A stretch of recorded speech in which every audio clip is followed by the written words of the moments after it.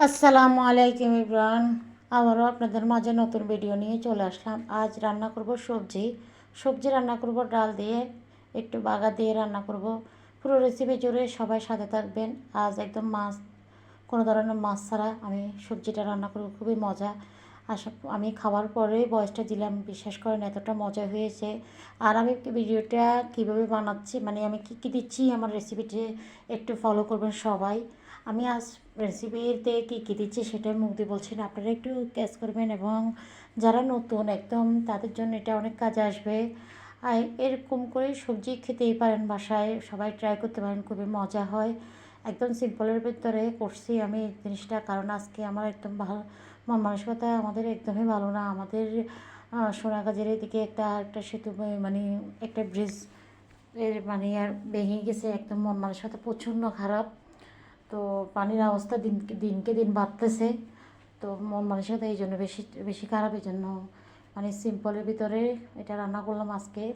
এটা একটু বরবটি, আলু দিলাম, আর একটু পটল দিলাম, দিয়ে খুব ভালো করে রান্না করি, একটু বাগা দিয়ে দিলাম। আলহামদুলিল্লাহ। আর কিছু তরকারি ছিল, আর একটা ডিম ডিম ভাজি করে খেয়ে ফেললাম। আলহামদুলিল্লাহ, ভালো লাগলো। আপনারা এইভাবে বাসায় ট্রাই করবেন। আর আমার ভিডিওটি ভালো লাগলে সবাই একটু শেয়ার করে দিবেন, অন্যদের মাঝে ছড়িয়ে দিবেন। যারা নতুন একদম তাদের জন্য এটা অনেক কাজে আসবে। এরপর আমি বিকালের জন্য একটা খাবার বানাচ্ছি। এটা হলো একটা কেক বানাচ্ছি। আর আমার কেকটা আমি সবসময় আমার রেসিপিতে অনেকবার দিয়েছি ইনশাল্লাহ। তো আমার এখন আবার দিচ্ছি। তো এই কেকটা আপনারা একটু দেখ ভালোভাবে দেখবেন একদম। আমার আমার রেসিপি অনেক সময় দেখেছেন, এখন আমার অনেক আপুরা ভাইয়ারা দেখে, সেজন্য আমি আবারও দিচ্ছি কেকটা, যাতে ওনাদের কাজে আসে। ইনশাল্লাহ আপনাদের ভালো লাগবে, আপনাদের কাজে আসবে। এভাবে করে বানাতে ট্রাই করতে পারেন। একটা ডিম দিয়ে অনেক মজার একটা কেক হয়। তো এভাবে করে বানাইতে পারেন আপনারা সবাই।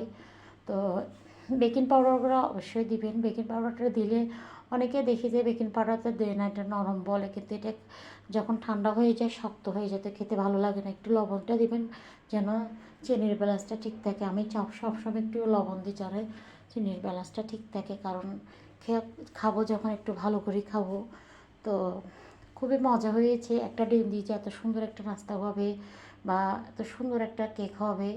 এটা মানে কি, বিকালবেলা আমরা অনেক সময় টেনশন করি কী খাবো, বাচ্চারা কী খাবে, নিজেরা কী খাবে। এই খাবারটা, এই কেকটা বাচ্চারাও খেতে পারবে, আপনার বড়রাও খেতে পারবে।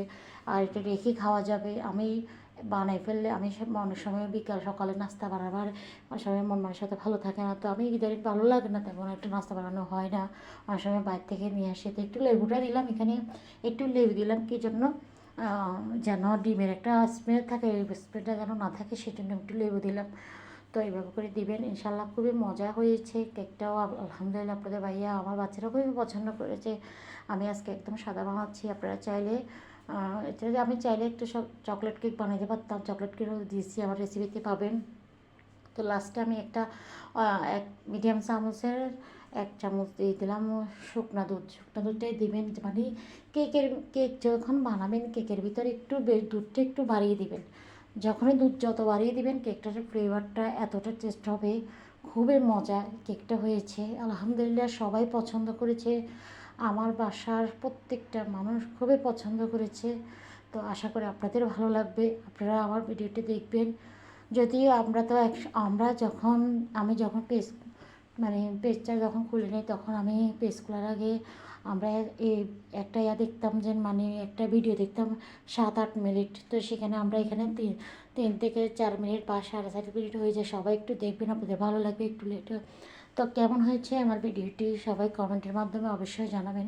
কেকটা বানানো শেষ হয়েছে, দেখতেই পাচ্ছেন কত সুন্দর একটা কালার আসছে। চুলাতে বসে যদি এত সুন্দর কেক বানানো যায়, তাহলে তো কথাই নেই। আর কাটতে লাগছিলাম যদি, দেখতেই পাচ্ছেন আমার বাচ্চারা এতটা বিরক্তি করতেছে। আমার ছেলে মানে আমার ধরতে যাইতেছে, যেহেতু আমি তাড়াহুড়ো করে কাটতে একটু মানে কেটে গেছে। তো আসলে খুবই মজার একটা কেক হয়েছে।